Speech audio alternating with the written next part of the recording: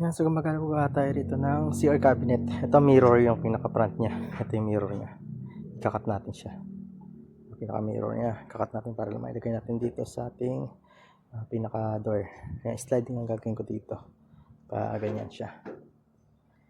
Ayan, maglalagay tayo ng drawer guide. Drawer guide natin is ito. Ito gagamitin natin sa ating drawer guide. 16 inches. Ayan, pag ganyan. Nag-groove nga pala tayo rito. No? Para dyan, lapat yung kanyang drawer guide. Yan, flat siya. Tapos, sagad siya rito sa kabilang side. Sagad siya. Tapos yung kakapitan na to, lalagay lang tayo dito ng angular. Angular dito, para mayroon siyang kapitan. Yung ating drawer guide, para may kapitan siya. Up and down. Yan.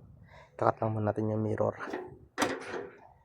Yan. Bali, 40 by 60 nga pala yung height na to. Okay, lalagyan natin sa pinakataas ng lavatory. Kat lang muna natin yung mirror.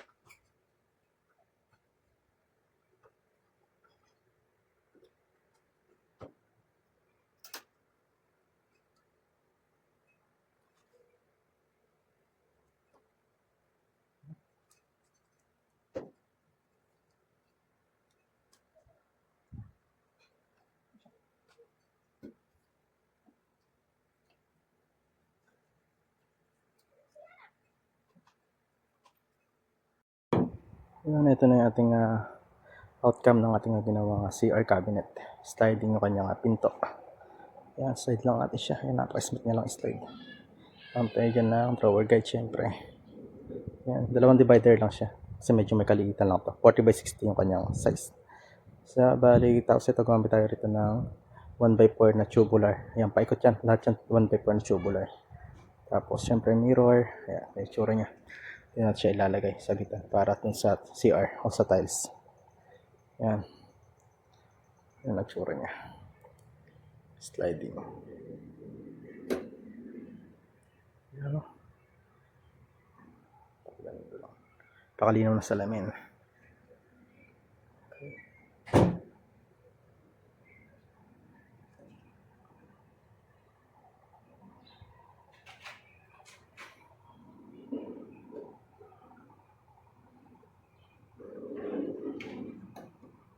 Ito natin ilagay sa liwanag. Medyo madilim dito.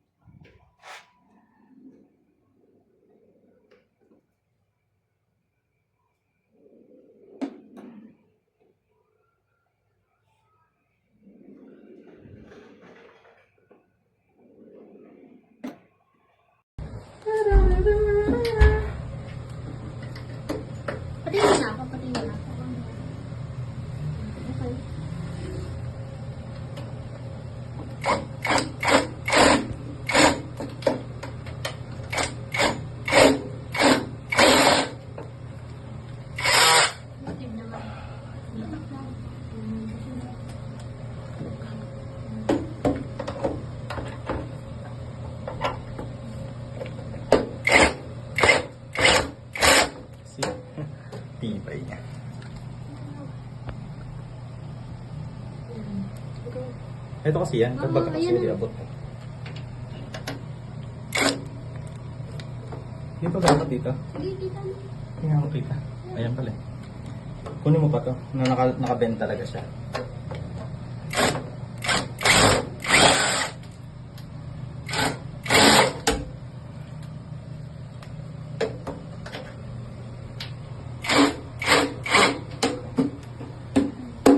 Dumating ako hanggang dito, sa dito.